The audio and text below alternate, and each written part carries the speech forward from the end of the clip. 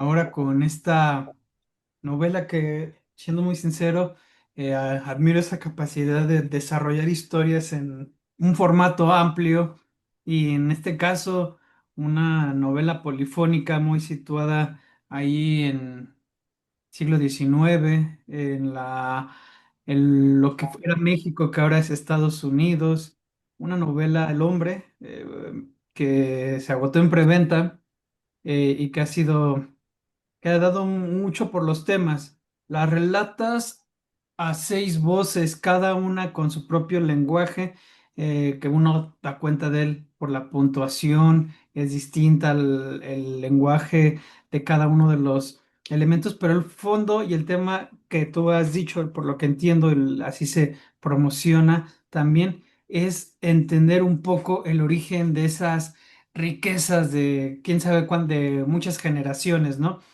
Tal vez desmentir o dar cuenta de que esas familias de buen origen realmente no lo es, porque cualquier riqueza que se acumula no tiene del todo un bien, ahora sí que un origen benigno. ¿Es así, Guillermo? Sí, mira, cuando quise estudiar, arrancar esta historia, yo quería contar la historia del hombre de Henry Lloyd, un hombre de una ambición desmedida, con una capacidad de orientar sus energías, su vida, su fuerza vital hacia la consecución de un imperio y las dificultades que tiene para construir este imperio y cómo este hombre, que es una fuerza de la naturaleza, crea tal fortuna que sus descendientes, 6 generaciones después, siguen gozando de millones y millones de dólares. Pero a la vez quise ver, no quise ver, sino la novela me fue llevando a saber qué había pasado con todos los descendientes de este hombre. Porque si bien parte de su riqueza ha permitido que varios de sus descendientes sean millonarios, también podemos ver aquellos que se fue lentamente tragando la historia. Y en polifonía de voces, por ejemplo, das cuenta, sí, de la voz de Henry Lloyd, que es interesante el personaje, con eso me gustaría volver a insistir en ese tema de Lloyd, porque de alguna manera es un personaje astuto que llega a utilizar lo que él sabe que son mm, las inconformidades de su entorno para capitalizarlas. De alguna manera representa ese hombre Henry Lloyd lo que a la postre se convertiría en este imperio estadounidense. Mira, Henry Lloyd es un hombre muy hábil, es un hombre que va a la guerra y él elige a sus hombres con aquellos que tienen una herida que no pueden sanar. Él dice que hombres que tienen algo que perder no hacen buenos soldados y él escoge gente para el pequeño ejército que arma, porque la historia habla de cómo este hombre arma un pequeño ejército. Son gente que tiene nada que perder, que tienen una herida y que quieren buscar identidad, reconocimiento, eh, y por eso lo siguen y por eso son tan valientes. Y quiero estudiar, pues no quiero estudiar porque no es un estudio, sino creo que la novela se desarrolló hacia un personaje que tuvo la capacidad de llegar muy lejos sin que te esperaras que fuera a llegar tan lejos. Eh, yo creo que ni él mismo se imaginaba lo lejos que iba a llegar. Él tenía esta visión y quiso cumplir esa visión y tuvo el olfato para ver las circunstancias históricas que le permitieron construir este imperio. Lo sitúa siglo XIX. Estamos hablando de un siglo convulso en donde se dan el germen de distintas luchas civiles, reclamos sociales, pero particularmente un aspecto es la violencia que es latente en su máxima expresión y sobre todo a partir de las diferentes voces de tus personajes. Empezaría, por ejemplo, de este Jack, este joven que conoce de cerca la muerte y se aferra a ella y por ellas continúa. Los mismos esclavos negros que están ahí en tu relato y que también te permite, sí, hablan de ellos y al mismo tiempo de Lloyd y al mismo tiempo de su entorno. Recurriste a esta polifonía de voces para dar cuenta de lo cruento de estos siglos y al mismo tiempo del entorno donde transcurre tu historia allá en el norte, lo que se puede decir que era ese territorio mexicano recién independizado por de alguna manera. Mira, a mí lo que me interesaba era contar de manera poliédrica las diferentes visiones de un solo personaje que es Henry Lloyd. Y al contar a un personaje, cada uno de de las voces tienen su propia historia, tiene una historia que creo que vale la pena. Entonces son personajes que tienen su historia y al mismo tiempo están contando la historia de Henry Lloyd. Y creo que Henry Lloyd encarna eh, gran parte de las virtudes y defectos eh, y problemas, complejidades y contradicciones y paradojas que tiene el siglo XIX. De alguna manera, al contar la historia de un individuo, estamos contando también la historia de una época que creo que es lo que hace la literatura.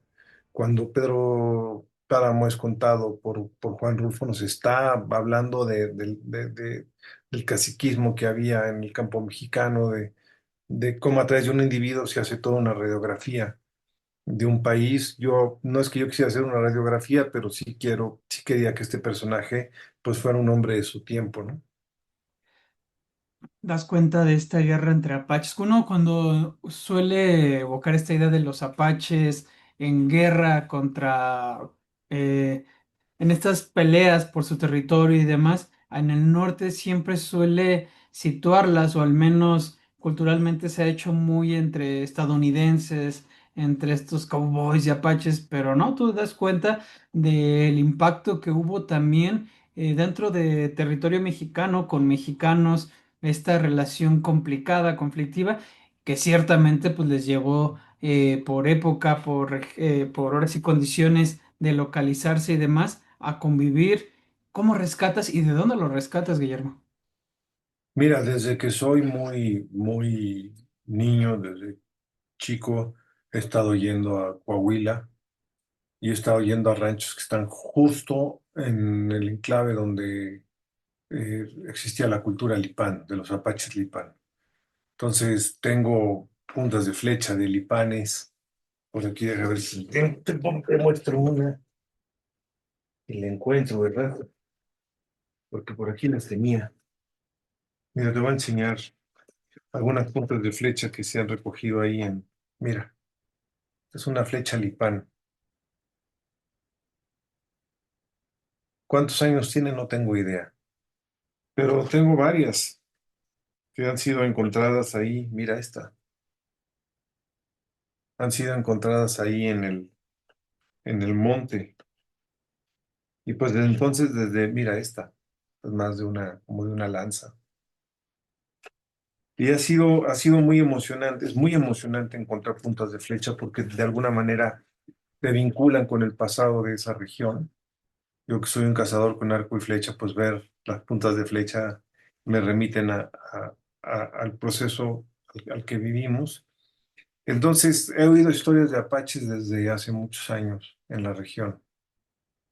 Tengo un amigo incluso que me contó una historia de apaches que viene ahí relatada. Aproveché que me la contó. Él dice que una vez los apaches fueron a quemar un pueblo de mexicanos. Los mexicanos luego fueron a vengarse. Luego los apaches volvieron a quemar por mexicanos y se robaron a dos muchachas. Encontraron a las dos muchachas desnudas, colgadas boca abajo de un mezquite, y fueron a quemar la aldea de los apaches, y ahí no había apaches más que una niña de 4 años que estaba sola. Y las dos, una de las muchachas que habían ido a rescatar dice, pues yo la adopto. Y adoptó a esa niña apache, y esa niña apache era la abuela de mi amigo. Entonces, pues estas historias las vengo oyendo desde hace muchos años. Ahora que escribí la novela, me contó Chuy, que sale en la novela, que su abuelo le contaba en la noche se encerraban y venían los apaches a tirarles de flechazos. Me dice, la casa parecía toda llena de flechazos. Entonces, esas historias, pues las tengo desde niño, las he querido contar desde niño. La historia de los apaches y los mexicanos que no ha sido suficientemente contada, la historia de los esclavos negros en México que tampoco ha sido contada, la historia del despojo del territorio nacional que tampoco ha sido contada, de cómo la vivieron los habitantes a ras de suelo. Todas esas son cosas que he querido contar porque las he vivido, he estado ahí en esa zona y pues me llamó la atención. Estaba platicándole también a uno de tus colegas que yo pisqué algodón y desde que pisqué algodón me llama la atención todo lo que son plantaciones de algodón y cómo funcionan cómo funcionaban las plantaciones de algodón con esclavos. No sé si tú has piscado algodón, es una chinga, ¿no? ¿Has piscado algodón? No, no, no, no. No, No, no, es bastante pesado, la espalda se te dobla, te espinas todos los dedos, el calor, la gente que lo hacía diario es rudo, es rudo la pizca, es rudo la vida de jornalero. Entonces todo eso se fue metiendo esas vivencias fueron penetrando en mi inconsciente hasta que conté esta novela. de ahí me surge una cuestión. Entonces, es algo que la historia ya te tiene acompañado entonces de tiempo atrás y en ese descentralizas en ese sentido muchos de los aspectos. Digo, descentralizas porque aquí en México todo ese tipo de aspectos de bueno, el robo, el despojo de la mitad del territorio, el temas, todos los temas siempre se hablan y se platican desde el centro, desde la Ciudad de México. Tú lo sitúas todo en en su contexto donde, como dices, lo viven a ras de pie de alguna manera, entonces rescatas la historia de donde la vivieron los protagonistas. Esa sería una cuestión y la otra. ¿Cuánto tiempo entonces tienes rumiando, masticando esta novela, Guillermo? La novela tengo 44 años. Se me ocurrió hace 44 años. Y cuando dicen, ¿por qué sabes que fue hace 44 años? Porque a los 23 años leí Absalón de Faulkner y dije, yo un día quisiera escribir algo sobre esto. No sobre esto, pero con ese espíritu, no sé, obviamente no digo con esto que lo haya conseguido, pero desde ahí vino el interés de narrar esto. Al principio quise hacer una película con esta historia, mis agentes supieron, hablé con presidentes de estudios, piché la historia, tal y tal, pero no jalaba como película, eso significaba que tenía que ser contada como novela. Y te digo, la vida me fue trayendo varios elementos que fueron importantes para poder contarla. Y yo la historia siempre me ha apasionado la historia. Tengo de hecho una maestría en historia. Soy una maestría en historia donde una de las materias que más me gustó, que me impartió un maestro que se llamaba Modesto Suárez, hablaba de cómo se crea el poder. Hacía varias reflexiones sobre el poder. Y bueno, todo eso se fue metiendo como dicen, en el molcajete y molcajeteé las cosas hasta que tuve la salsa y ya pude escribir la novela. Visto, contextualizámoslo ya digamos, en la actualidad. Parte de esa nación joven aún, en donde se sitúa tu historia, me refiero a Estados Unidos particularmente, si bien hay personajes ahí que los cruza la frontera, que eso es un aspecto también importante, ¿qué tan diferente consideras que fue el rumbo que tomó actualmente el país con gobernantes como el que tienen ahorita, como Donald Trump, por ejemplo? ¿O era una ruta que a establecer sobre todo cuando personajes como el Henry Lloyd, que dices representa muchos de esos vicios, trasciendan a la historia como héroes, como paladines, cuando detrás de su riqueza y de su fama, pues no es precisamente cuestiones muy justicieras, ¿no? No, hay un personaje que se llama Virginia, que es la ex esposa de Henry Lloyd, a quien no ha dejado de amar, y que aun cuando es su ex esposo lo está cuidando en su agonía, en sus últimos días, ella lo está cuidando, está hablando en segunda persona, le dice, aunque eres un asesino, vas a pasar como un prohombre, como un héroe, y nadie va a cuestionar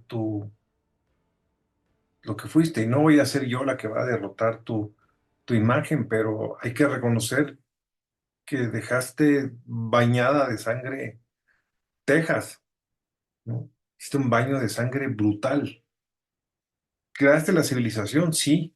De hecho, ahí dice, la contraportada dice, sí, asolamos, matamos, despojamos, pero sobre este trono de sangre erigimos la civilización. O sea, sí, a veces los héroes están salpicados de sangre, de huesos, del polvo de la muerte. Por último, Guillermo, esta cuestión de cómo cruza y atraviesa la frontera a uno de tus personajes, un mexicano que al final se encuentra tal vez del lado donde no esperaba estar, pero termina estando.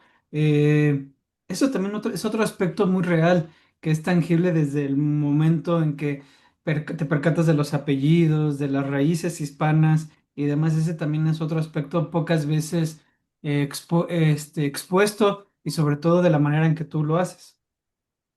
Mira, así es la historia de un personaje que él tiene su propia historia, no solamente está vinculado su madre de 14 años va y tiene el parto en el desierto, está huyendo del padre, ella huye de su padre, se llama Elena, monta a caballo, se pierde en los confines de la propiedad donde ellos viven, donde tiene a su hijo y ella muere en el parto y el bebé queda ahí tirado, rodeado de coyotes, se lo quieren comer.